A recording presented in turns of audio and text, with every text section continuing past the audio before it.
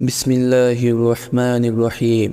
প্রিয় ভাই ও বোনেরা, আসসালামু আলাইকুম।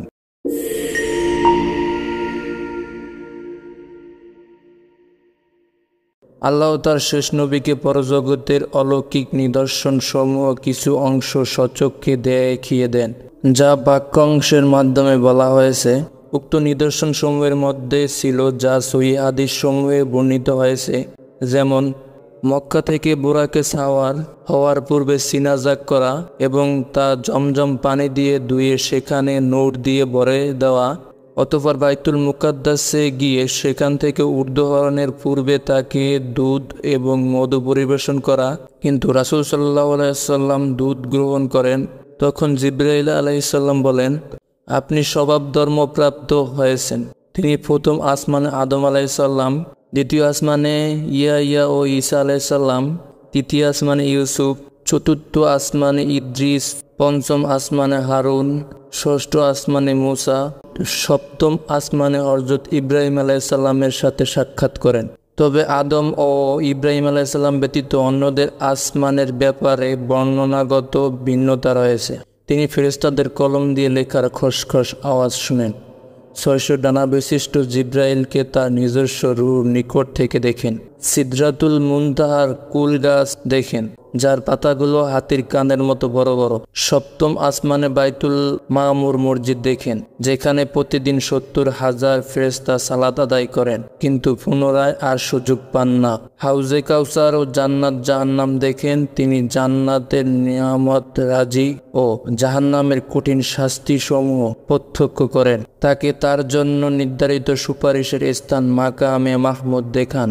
সিদরাতুল মুনতাহায় পৌঁছালে চারদিকে আচ্ছন্ন হয়ে যায়। ওরই মধ্যে আল্লাহ তার সাথে সরাসরি ওহীর মাধ্যমে কথা বলেন। অতঃপর তার উম্মতের জন্য প্রথমে 50 ওয়াক্ত সালাত ফরজ করা হয়। পরে মুসা আলাইহিস সালাম এর পরামর্শক্রমে বারবার যাতায়াত ও উপযুক্ত অনুরোধে কমিয়ে 5 ওয়াক্ত সালাত ফরজ করা হয়, যা 50 ওয়াক্তের নেকির সমান। তিনি সরাসরি আল্লাহকে দেখেননি, তার নূর দেখেছিলেন। অতঃপর তিনি নেমে আসেন এবং বাইতুল মুকাদ্দাস মসজিদে নবীদের সালাতের ইমামতি করেন।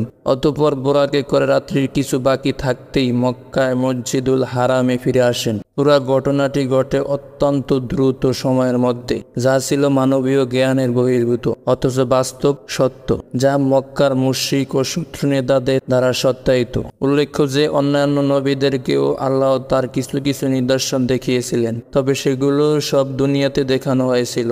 যেমন ইব্রাহিম আলাইহিস সালাম 4টি পাখি জবা ও টুকরা টুকরা করে মিশ্রিত অঙ্গ প্রত্যঙ্গগুলি 4টি পাহাড় রেখে আসেন। বিসমিল্লাহ বলে ডাক দিলেই তাদের স্বদেহে পুনর্জীবিত হওয়া, অতঃপর তার কাছে চলে আসা, তার জন্য নমরুদের অগ্নিকুণ্ড শান্তিময় স্থানের পরিণত হওয়া। অন্যদিকে মুসা আলাইহিস সালাম এর আল্লাহর সাথে পবিত্র তুর উপত্যকায় কথোপকথন ও তুর পাহাড়ে তার জ্যোতি প্রদর্শন, অলৌকিক লাঠির মাধ্যমে নদী বিভক্ত হওয়া ও ফেরাউনের বাহিনী ডুবে মরা।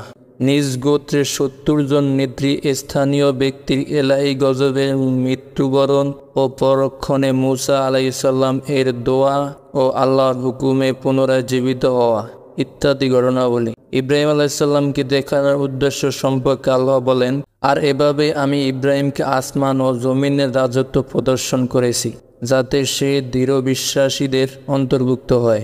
অনুরূপভাবে মুসা আলাইহিস সালামকে দেখানোর উদ্দেশ্য সম্পর্কে তিনি বলেন, যাতে আমি তোমাকে বড় বড় কিছু নিদর্শন দেখাতে পারি। শেষ নবী সাল্লাল্লাহু আলাইহি সাল্লামকে সপ্ত আকাশে উপরে নিজের কাছে ডেকে নিয়ে আল্লাহ তাকে পরজগতের অনেক কিছু প্রত্যক্ষ করালেন।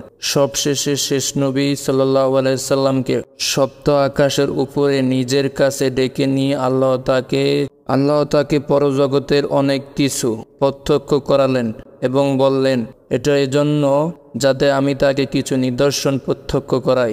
এভাবেই মিরাজের মাধ্যমে আল্লাহ শেষ নবীর মধ্যে আইনুল ইয়াকিন অর্থাৎ প্রত্যক্ষ দর্শনলম্ব দৃঢ় বিশ্বাস সৃষ্টি করেন, যা অন্য কোনো নবীর বেলায় করেননি। নিঃসন্দেহে এটি ছিল তার শ্রেষ্ঠত্বের অন্যতম দলিল।